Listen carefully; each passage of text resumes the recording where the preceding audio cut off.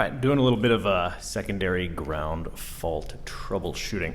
I got a couple jumpers hooked up inside, one jumping across the mount on the other side there, that broken mount tube, and then also got a jumper for the broken word lounge. So plug it in and see what happens.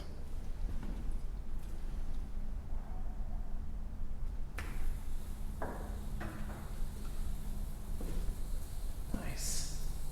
Grounding out a little bit here.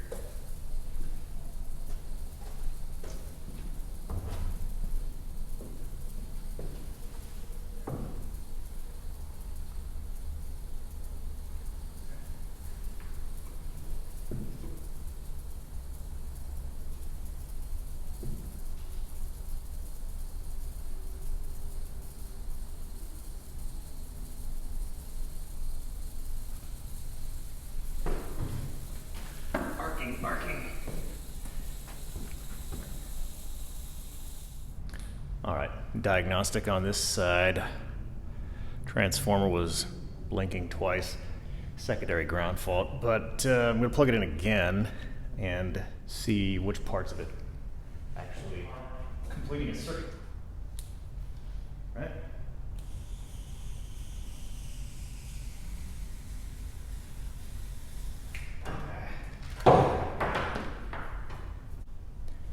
Okay, so it turns out this side, the bottom electrode on the word Fuji, the electrode wires either broke off or got burned off, so there's nothing to connect that electrode to.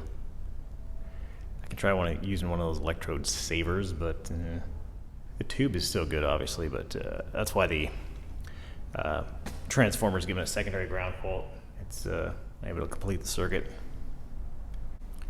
Messed around with this side a little bit, but try to get rid of that short grounding short, but plug it back in, see what happens.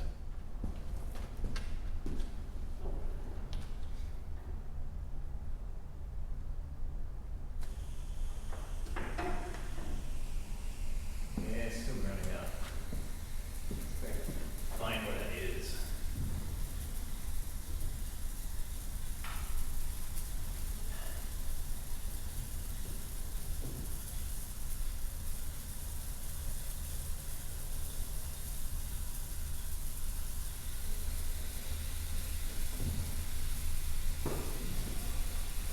Some marking over there.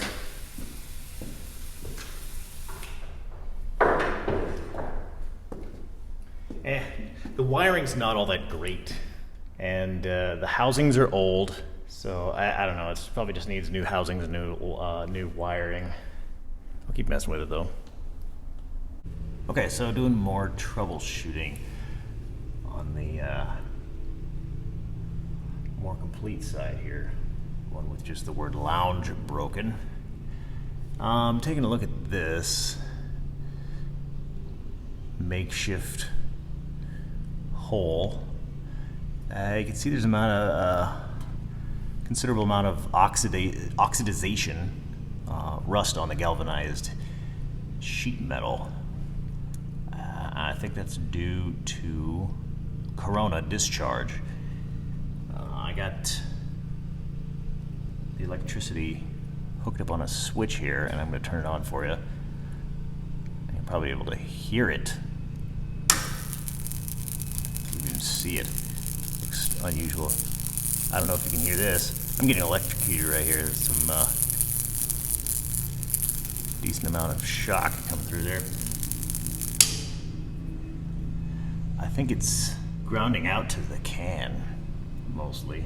So I'm going to loosen this tube and put it back into the housing, and hopefully we'll get rid of this corona discharge, or shorting out what we got going on here.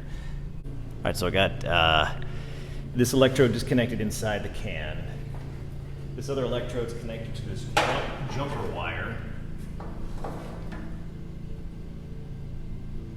Disconnect that.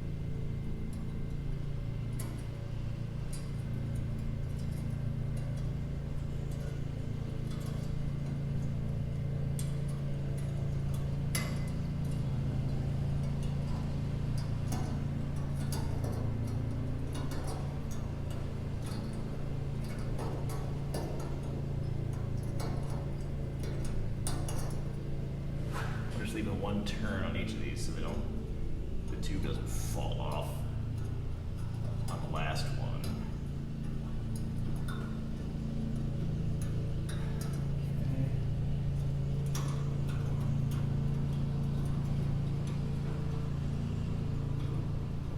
So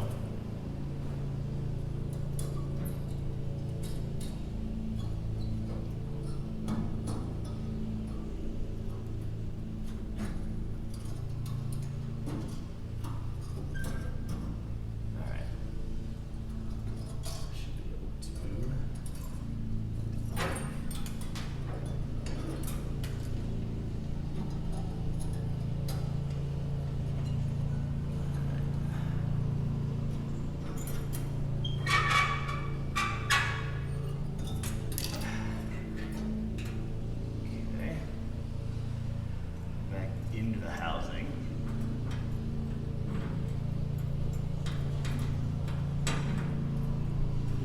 And see if I can secure it. This is fun one-handed. Hey, can you hold the tube for me? Got one there.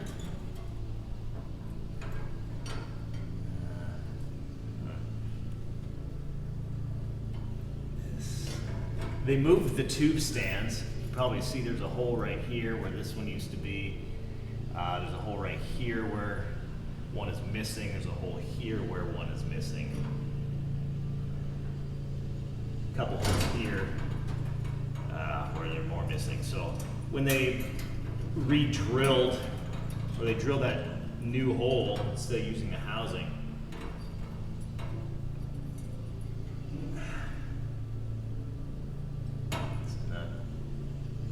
setup here, but kind of dangling. But it's holding it on there. Let's just kind of test this first. You can see, I don't know if you can see it from that angle.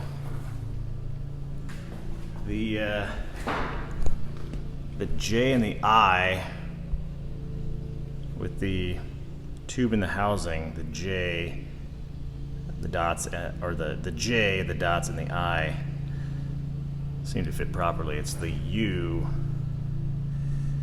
that's the problem. The F is fine. So at one point, must have broken between the U and the J, and they just cut out some glass. They just didn't replace the broken glass. It looks like they just cut it out. So I don't know.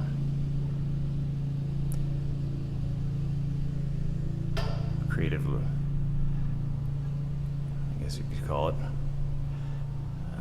But I don't know. I'll get a longer jumper there and hook that back up and see if it's still shorting out. Okay, I got the electrode hooked up in the housing, and I got a new longer jumper between the two tubes. Let's turn it on and see what happens.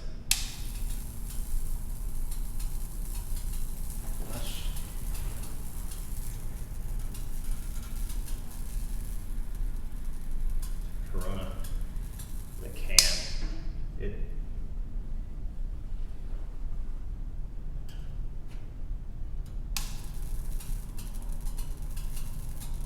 Can you hear it? Decent amount of electricity flowing through my hand and into onto the trailer, actually. Ow. Well,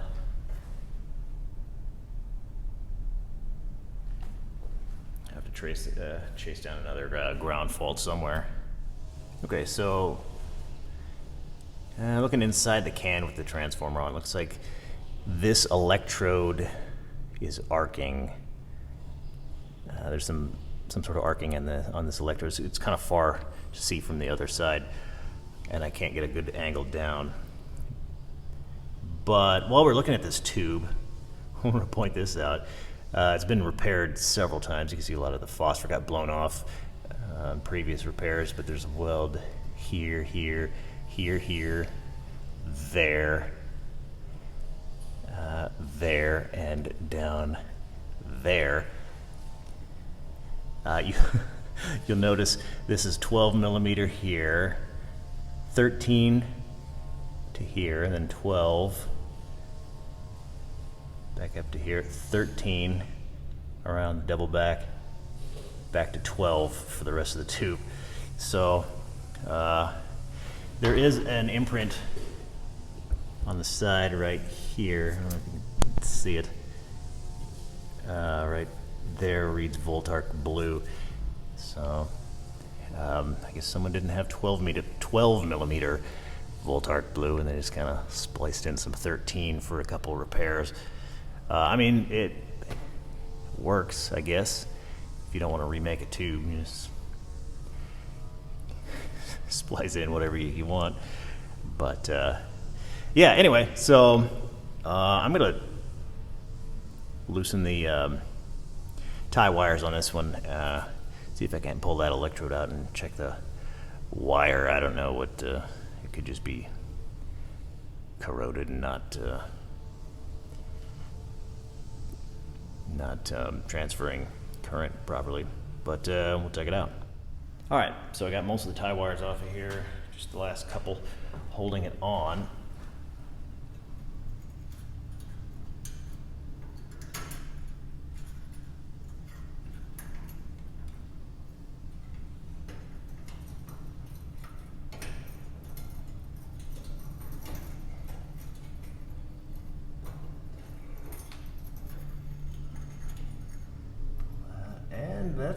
Well, there's your problem. Can you see that? This one's still connected. The wires are completely burned off the end of this electrode, so that's unfortunate. Nice big 15 millimeter electrode though. So yeah, that will need a new electrode or an electrode saver, and again, is kind of. But with all these breaks and repairs and blown off phosphor and old tubing, I don't know. It might just be better to just remake the tube. But anyway, well, not the outcome I would have liked, but. Tubes are replaceable, so it is what it is. Anyway, I guess that's probably about it for this one. Thanks for sticking around, helping me do some troubleshooting. Hit subscribe for further updates and more neon-related videos. See ya. All right, so one last thing. Got a jumper hooked up to those two housings. And we'll see, since we removed the electrode that was arcing, the unit with the arcing electrode, we'll see if it works now. Yeah, there you go. Leave it on a little higher note. I like it. Not bad.